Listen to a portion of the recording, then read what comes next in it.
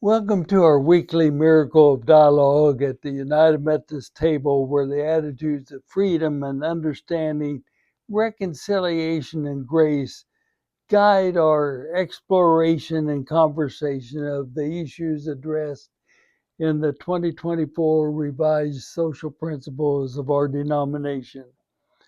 The issues and subjects addressed in the social principles cover the waterfront of issues which are global, that is universal in nature, but also local in that each and every individual is affected. Um, Last week we explored the issues of addiction, global and then local. This week we explore the advice given to the faith community concerning an experience which is universal, global, and local in that it is the experience of every human being, and that is the social principles and statement on death with dignity.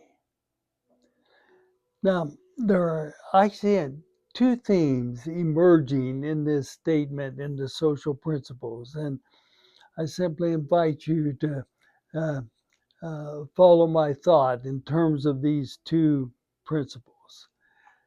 And the first theme that emerges is that dignified death must include three elements.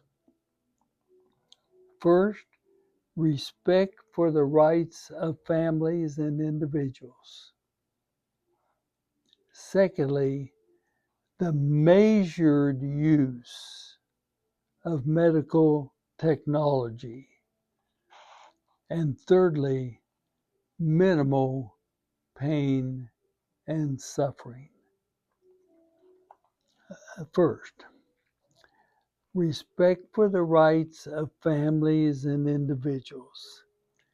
This simply means that the role of the faith community must always begin with the listening ear. This is the foundation of every ministry of care in the faith community. Any faith community that bypasses this first crucial step in care, a listening ear, violates the authenticity and integrity of the individual and the family involved.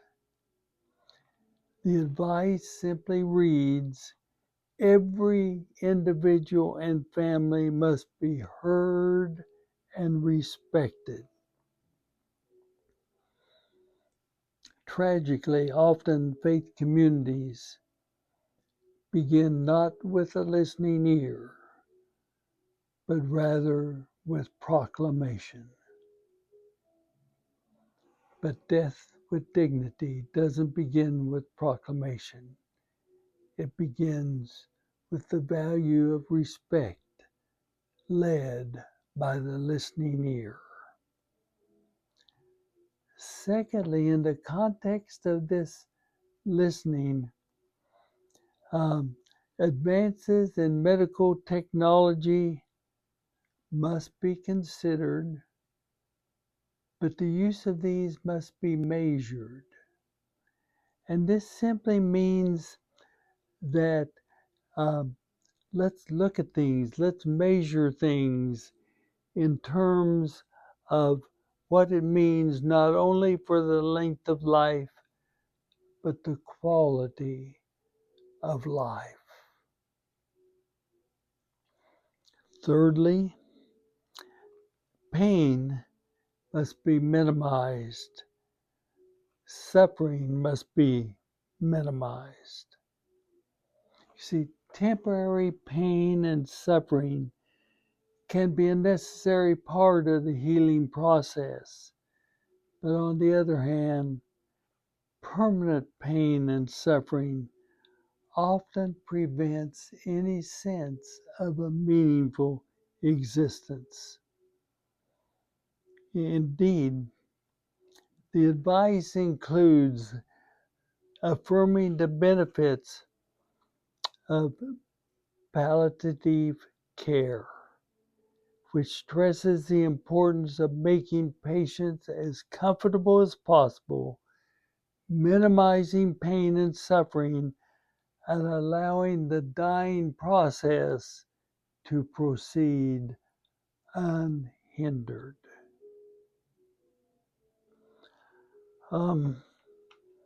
That's a powerful package.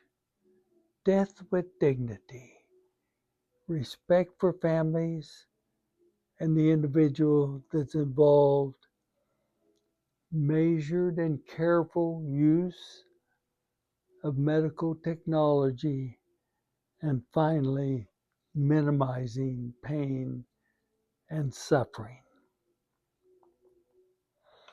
But the other theme that emerges in this statement of social principles and advice to the church is that even though the advice includes certain practices that are not condoned, persons who engage these practices are not condemned.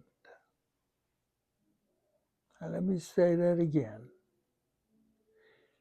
Even though the advice includes certain practices are not condoned, persons who engage these practices are not condemned.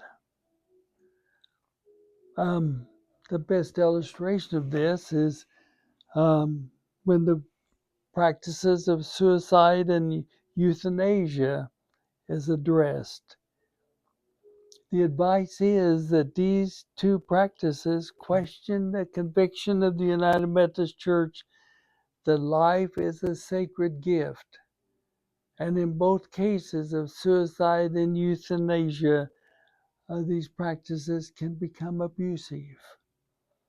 However, the advice includes encouraging ministries of mercy to those who engage in these practices, along with the confession of the inadequacy of the church's understanding. The advice reads, in part, that, let me turn the page to get to that. The advice says, recognizing that the final judgment lies in God's hands rather than our own. We reject attempts to deny the ministry and services of the church who die by euthanasia or suicide to their grieving families and other loved ones. Rather than ostracizing or condemning survivors or family members affected by suicide, we urge pastors and congregations to provide compassion and support to these people. After reading and rereading this section of the social principles, it's clear that the United Methodist Church openly admits that it doesn't know it all. You see, the United Methodist Church doesn't have a brain. All we have is individuals who have brains and are encouraged to use our brains as we make decisions that will affirm the dignity of death as a universal experience in the life of every human being. The United Methodist Church affirms that the mystery of death can only be experienced. It can never be understood.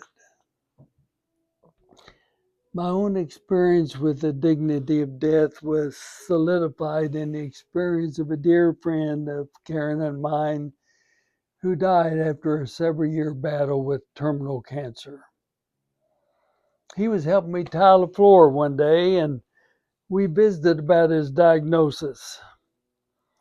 And at a certain moment, he put the tile aside and leaned up against the wall, and he said, quote, "Bruce, I know I will not be cured, but I have been healed." Um, I know I will not be cured, but I've been healed. A few weeks later, from a hospital bed, he gave his wife the gift of a beautiful smile and the thumbs up sign as he breathed his last breath. This portrait for me reveals that death is more than a physical experience. It is a spiritual experience. Curing is at some point impossible, but healing, being made whole with all humanity in the experience that all humanity experiences together. For death is the final spiritual experience of being healed. That, that to me is my portrait of the dignity of death. Death is a universal part of life. United Methodist Church insists that individuals be treated with dignity and respect as they undergo the dying process of being healed, and that families receive the same expression of dignity and respect as they experience separation and loss. Wow, what a subject to explore at the table. And for your thought and conversation, um, what are your stories of individuals and families in the experience of death, not experiencing the listening ear of care and respect, not carefully measuring the relevance of medical technology, and when pain and suffering are not minimized? On the other hand, what are your stories of individuals and families in the experience of death, experiencing the listening ear of care and respect, experiencing medical technology being carefully measured, and when pain and suffering are minimized? What is your response to the foundation of amazing grace in the United Methodist Church concerning the dignity of death, that certain practices are not condoned, but those who engage in those practices are not condemned? Finally, a fourth question: what's your response to the witness of my friend who believed he was spiritually healed, even though he was not physically cured? Have a good week.